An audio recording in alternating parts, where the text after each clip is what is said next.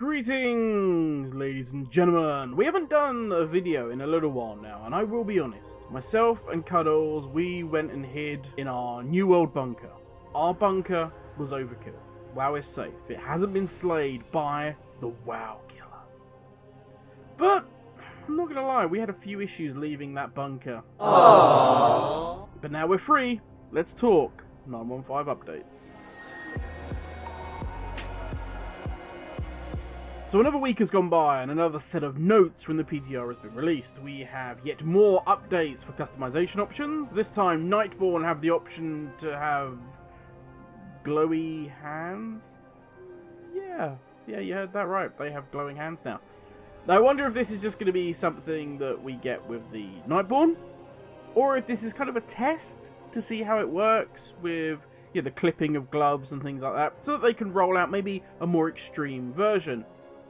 Now, only the oldies will get this one, but back in the day, I remember when the people that made GTA, they all of a sudden gave us a ping pong game. But it turned out that they were actually testing their new engine they were going to be using on GTA. And I'm wondering if this is the same. And in the future, we could get maybe Void Elves that have a full body glow option. Or hell, even Lightborne Undead with a whole holy aura to the skeleton. I mean, that would be cool. But either way, as I have said before, more options for the players is a good thing, so keep the customization coming. Now next up we have the Anima Conductor. You know, that big old thing that sits in your Covenant Hall? You go up to it, click on a location, something unlocks, a rare or a treasure chest. The frustrating part is that you can only have one active at a time, and especially now that we're so just swimming in Anima, it's frustrating. Well now you can have as many as you want, so long as you have the Anima. This also means, as a kind of side benefit, that potentially if you have 2, 3, maybe even 4 that you can click on and unlock, you're going to permanently get the unlocks much faster, because obviously if you've got 2 or 3 or 4 orbs that you can potentially get in one chunk, that means our permanent unlock is going to be, just that much quicker. Now I believe it's something like, at the moment, 25 Anima to unlock a location, so yeah, with the amount of Anima we're swimming in, this is not going to be hard to achieve, just unlocking everything super quick. Yes!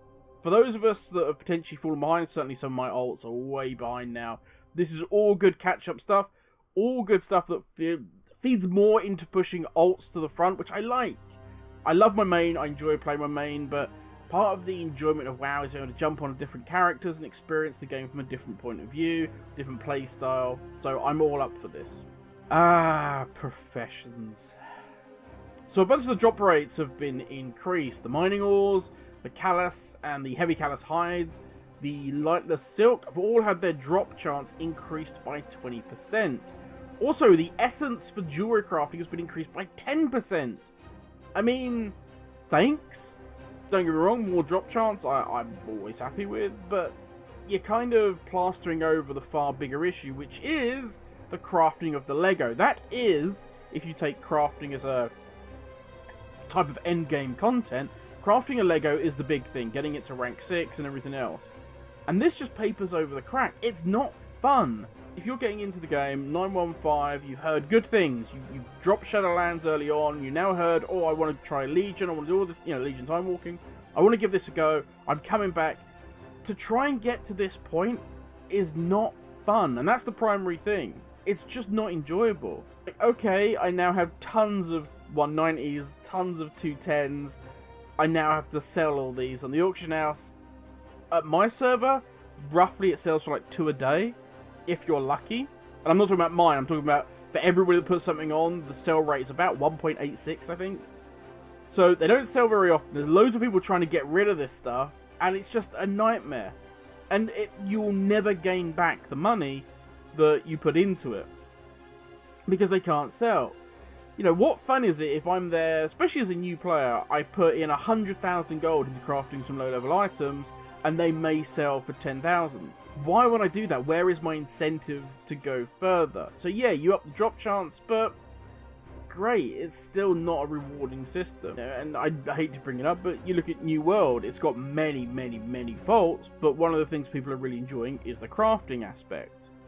Final Fantasy has a fantastic crafting system. I've said for a long time, it'd be really good if WoW could actually push crafting as a kind of casual endgame content.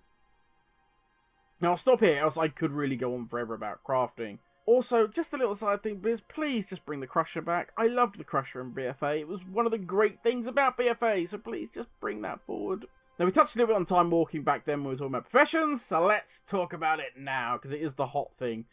Now, Legion time walking coming in 9.1.5, and with it the Mage Tower and the Super Duper M+, now we have another little nice quality of life change. Raid bosses from TBC, Wrath of Lich King, and Kata time walking will now count towards your time walking weekly quest.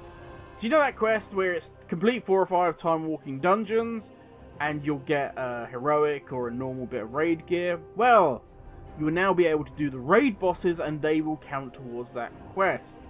Again, it's giving players options. Hey, you don't enjoy doing the dungeons? That's all good. Do some raid bosses.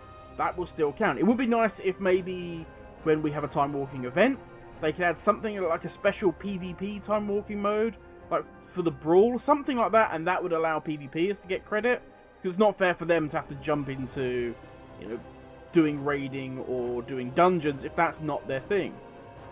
Also, and this, people may go mad at me for this, but why not create a hard pet trainer and you defeat them and it gives you credits? Just give people more options. Now, speaking of pet battles, the ultimate pet training stones, you know, those little stones that you get that boost your pet instantly to 25. I think we used to, did we used to get them in Warlords of Draenor at our mine? There was like one sat by a pillar or a fence, something like that, I vaguely remember. Well, they have now gone down in price. They used to cost 60 pet charms, now they are down to 35. This kind of feels like a change to help players just getting into pet battling. You know, so they can start boosting up some of their starter teams, so they can start really getting into it. We have a couple of pet battling beasts. They really are beasts. They're like thousands of pets. Like, I think I've got 400 and most of them are duplicates, but yeah. So I know that our top pet battler, A, has no issues with getting pets to level 25. You do the whole garrison thing, and the squishies, and the squash, I don't know what it is, but yeah. Easy for them to get up to level 25 in no time. And because they've got so many of these pet charms, it's not an issue buying these stones. So this really does feel like a way of helping new players being able to get up that pet battling ladder. And I'm all for it. But maybe if Blizz really want to get people interested in pet battling, maybe add a new dungeon in 9.1.5? Maybe 9.2?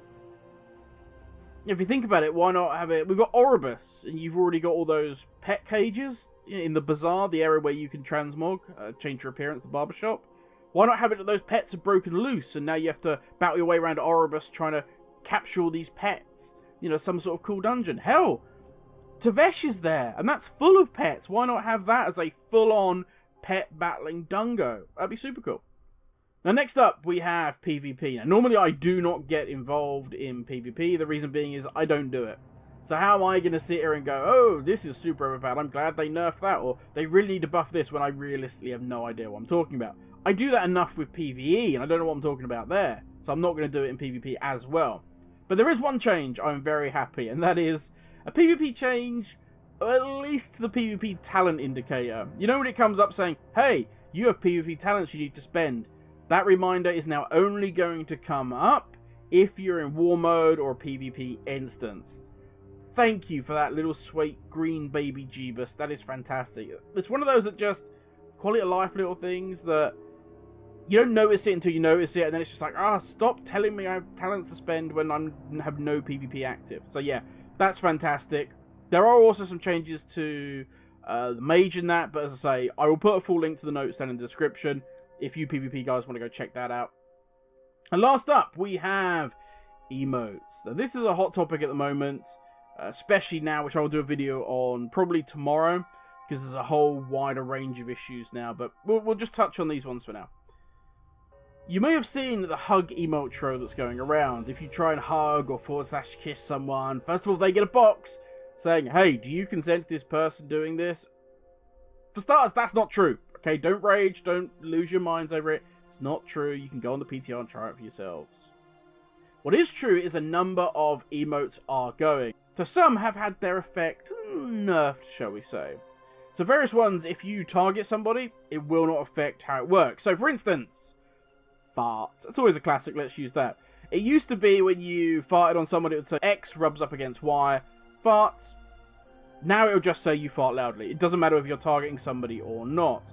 Pounce and groan have also been changed, and we have lost kick, stink, shake, and moan. Rest in peace. But in their place, we have added in huzzah, magnificent, impressed, and wince. I feel better already. I just feel more safe about being in WoW now. So, how does this come about? Well, let's read the dev notes. Developers' notes. Some of these emotes seem to have harmless intentions at a glance, but when used while targeting another player, their intentions can turn unexpectedly suggestive or intrusive. We've had adjustments to these emotes with negative connotations towards other players, while also adding in a few new ones. Here's the thing, Blizz. No matter what you do, people will be, well, people. And in that, you will always have those that just suck. They don't care. They'll be nasty to players. They want to empower themselves by crapping on others. It's sad but true. And changing a couple of these emotes really won't change that. You need to change what is deemed acceptable in the game as a culture. Why not have a window that comes up after a dungo, for instance, and lets you rate the players that you were with? Were they a good leader, a good communicator? Were they a good player? Or were they abusive? Also, add into that if they happen to leave the key early. So when a player is looking for a group, yes, they have their Mythic Plus score, but they can also see a breakdown. So if they're an inexperienced player, they can see, this person's a really good leader and they communicate. Okay, that's the kind of person I want because I'm not 100% sure about going into this. Or they can see, hey, this person's abusive, and probably more importantly for many, because the pug world is just abusive. It's sad, but that needs to be dealt with. And there's a whole separate video on its own.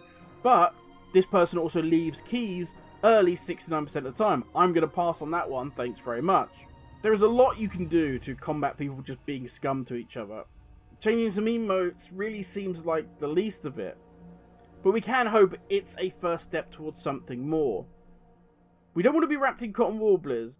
Instead, we need to change the actual culture of how we approach each other as players. The community is the biggest issue here, not some paintings of fruit or whatever on the walls.